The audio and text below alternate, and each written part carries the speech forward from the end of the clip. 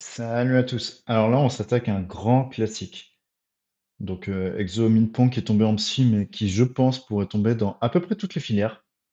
On prend M, une matrice de 2 à coefficient entier, et tel que M puissance n égale I2, montrer que, on a l'impression que ça sort de nulle part, M puissance 12 égale I2. Donc la matrice, elle est de taille 2. On sait que son polynôme caractéristique, c'est quoi? C'est x carré moins trace de M fois x plus déterminant de M. On sait que M puissance n égale I2. Donc, det de M puissance n, c'est det de I2, donc c'est 1. Ce qui veut dire que det de M à la puissance n, c'est 1.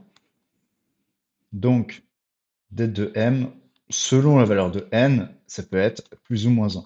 Si n est impair, par exemple, on est sûr que c'est 1. Si n est pair, ça peut être plus ou moins 1. Mais de manière générale, ça peut être plus ou moins 1 si on ne se fixe pas de valeur de n. Ça, c'est important déjà. De plus, comme m puissance n égale I2, eh bien, on sait que si lambda est une valeur propre, eh bien, lambda puissance n égale 1, puisque on peut faire correspondre les valeurs propres de m puissance n et celles de I2. Donc, comme on a deux valeurs propres, dans C, on a une première valeur propre qui vérifie lambda 1 puissance n égale 1, et lambda 2 puissance n égale 1 aussi. Donc, premier choix, les deux valeurs propres sont réelles. Dans ce cas, les choix possibles des valeurs propres, c'est soit 1, 1, soit 1, moins 1, soit moins 1, moins 1. Parce qu'il faut que lambda 1 puissance n, ça vale 1. Et lambda 2 puissance n, ça vale 1 aussi. Donc forcément, ça va donner ça.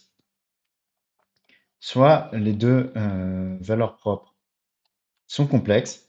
Et dans ce cas-là, on sait que lambda 2, c'est la conjuguée de lambda 1. Ça va nous suffire avec des complexes qui sont de module 1, parce que de ça, on peut tirer que module de lambda 1 égale module de lambda 2 égale 1. Ce qu'on peut en déduire, c'est que la trace de m dans le cas complexe, c'est lambda 1 plus lambda 1 bar. Et donc, ça fait deux parties réelles de lambda 1. Ce qui fait que en valeur absolue, la trace de m, eh bien, la partie réelle d'un complexe, c'est plus petit que son module. Donc, c'est plus petit que 2 modules de lambda 1, qui veut 2. Et comme la trace, c'est une somme des coefficients et que les coefficients ils sont dans z, les valeurs possibles de la trace, c'est moins 2, moins 1, 0, 1 et 2. Donc ensuite, on va discuter selon les valeurs de la trace. Si la trace de m égale 0, ça veut dire que la partie réelle de lambda 1 vaut 0, et donc la partie imaginaire de lambda 1, vu qu'on veut que ce soit un truc de module 1, bah c'est plus ou moins 1. Maintenant, si la trace de m, c'est 1, ça veut dire que la partie réelle de lambda 1, c'est 1 demi, et ça veut dire que la partie imaginaire de lambda 1, eh bien, c'est plus ou moins, il faut que ça au carré plus ça au carré, ça fasse 1, donc c'est plus ou moins racine de 3 sur 2.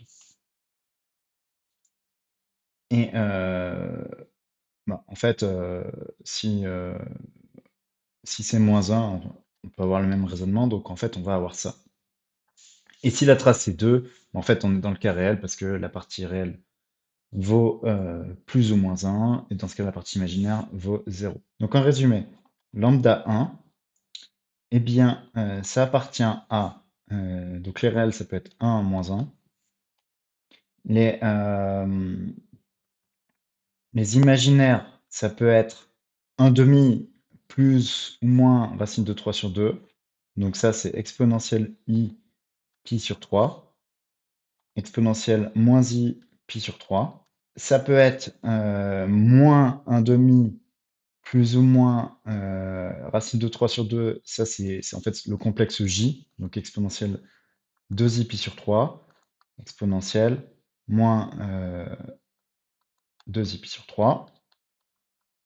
Et après, si la partie réelle vaut 0 et que la partie imaginaire vaut 1, mais en fait, on a i et moins i. Donc lambda 2, dans ce cas-là, c'est 1 ou moins 1, là c'est 1 ou moins 1, là c'est un moins, là c'est un plus, là c'est un moins, là c'est un plus, là c'est un moins, là c'est un plus.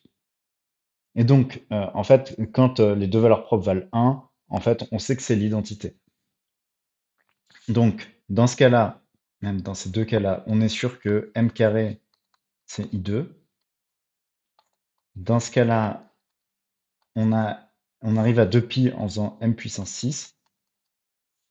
Dans ce cas-là, on arrive à 2pi en mettant au cube.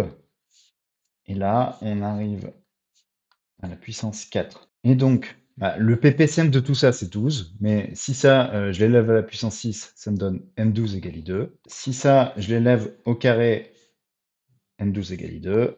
À la puissance 4, m12 égale i2. Et à la puissance 3, m12 égale i2. Conclusion, m12 égale i2, qui est le résultat un peu surprenant qu'on avait à la base. Voilà pour ce petit exercice Minpong qui, je pense, peut tomber dans un peu toutes les filières parce qu'il fait appel à des connaissances qui sont communes à toutes les filières. Et je l'ai vu plusieurs fois. Moi, quand j'étais en prépa, je l'ai vu. Là, c'est quelqu'un qui était en psy qui me l'a donné.